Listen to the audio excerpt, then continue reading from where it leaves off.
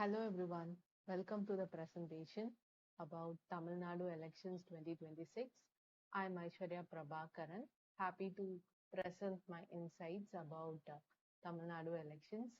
So I have built a Power BI report using data from official election commission data. So before moving on to the depth of Tamil Nadu election, this selection was something different that made people to sit in front of their TV to watch news channels.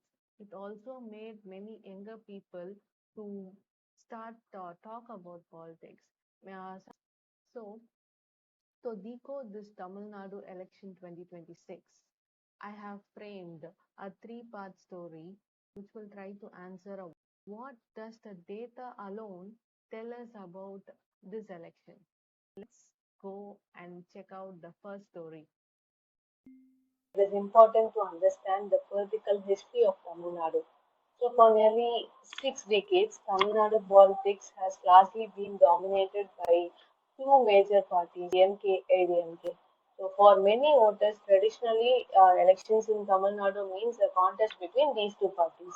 But in 2026, TVK was freshly introduced just 2 to 3 years before the election.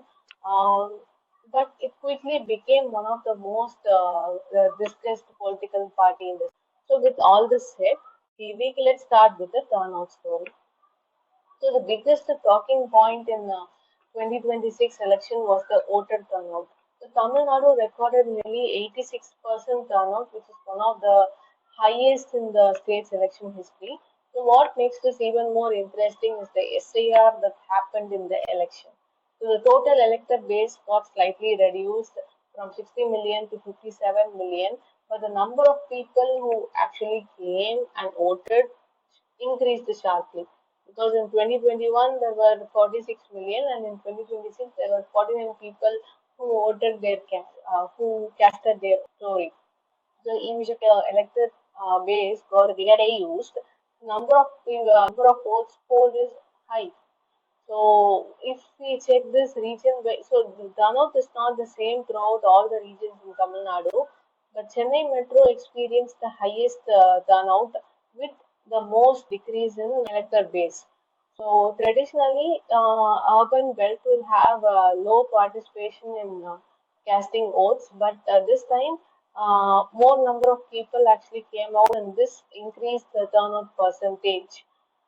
So the top 20 constituencies by turnout percentage is also confirming this fact that in the top 20, most of the constituencies are coming from the Chennai district. Another interesting thing is that most of the top 20 constituencies are won by TVK, which is actually quite a new party.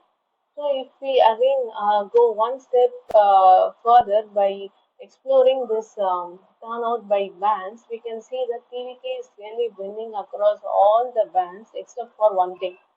When the turnout is more than 90%, it is really becoming very okay is leading.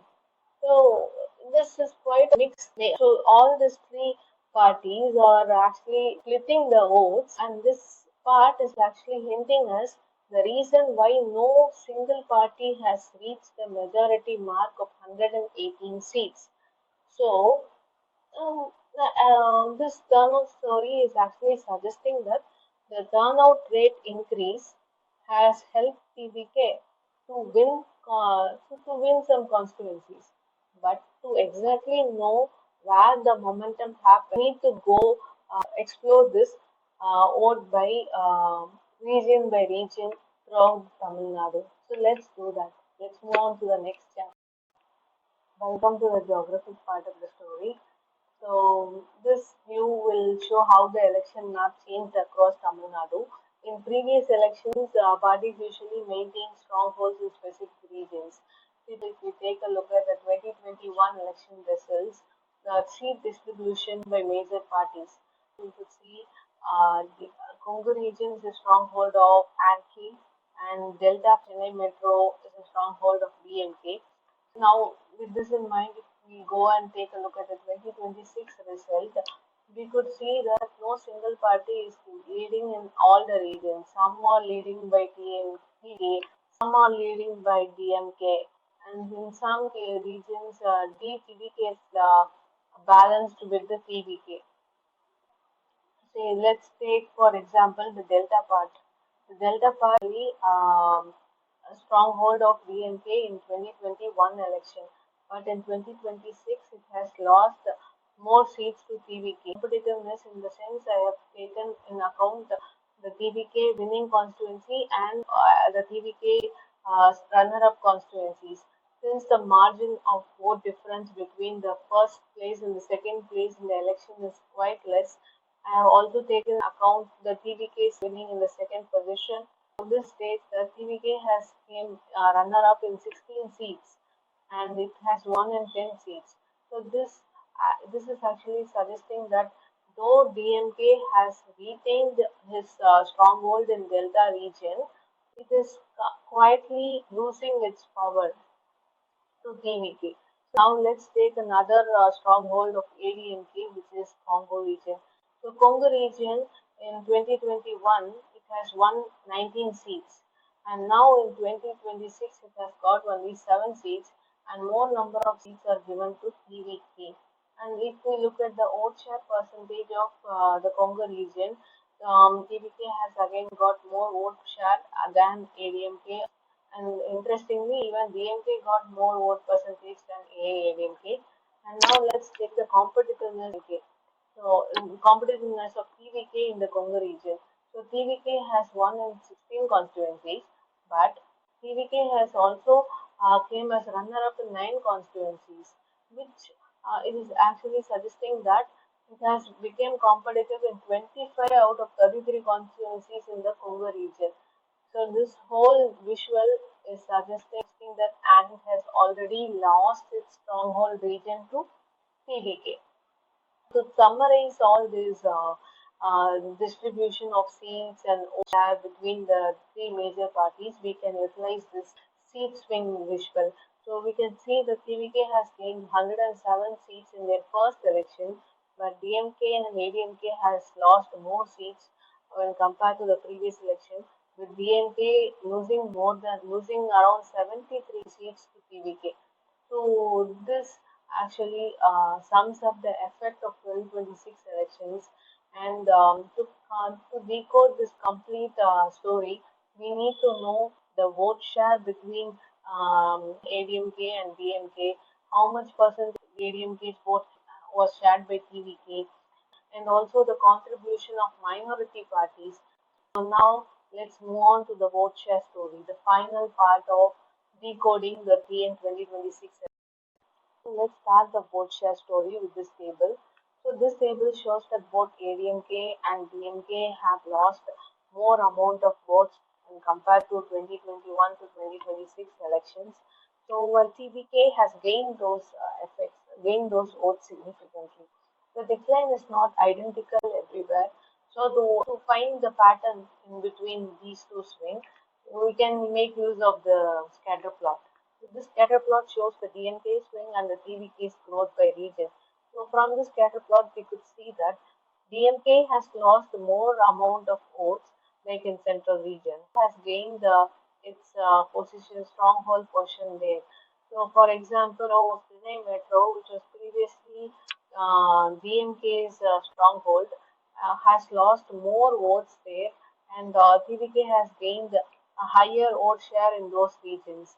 And the Delta, Central, and Northern regions are considered to be a DMK erosion zone because DMK has lost around 12 to 18 percentage of votes, where TVK has gained more than 20 percentage of vote share in those regions. So these things contribute that these things suggest that slowly DMK voters are getting converted into TVK voters. So similarly, we can take a look at ADMK's decline versus the TVK's emergence.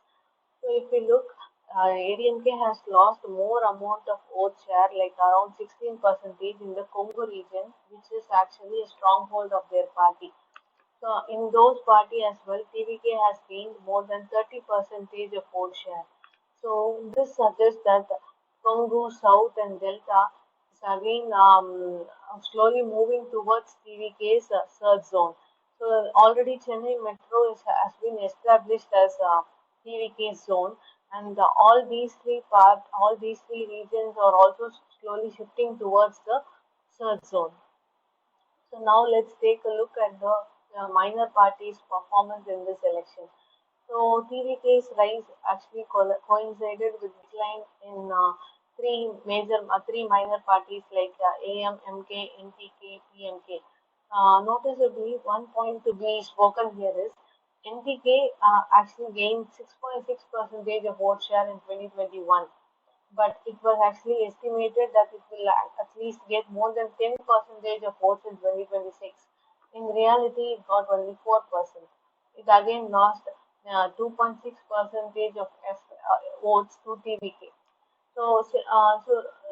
If we take a look at this table, we can see that most of the minor parties have lost some amount of vote share when compared to the previous 2021 election.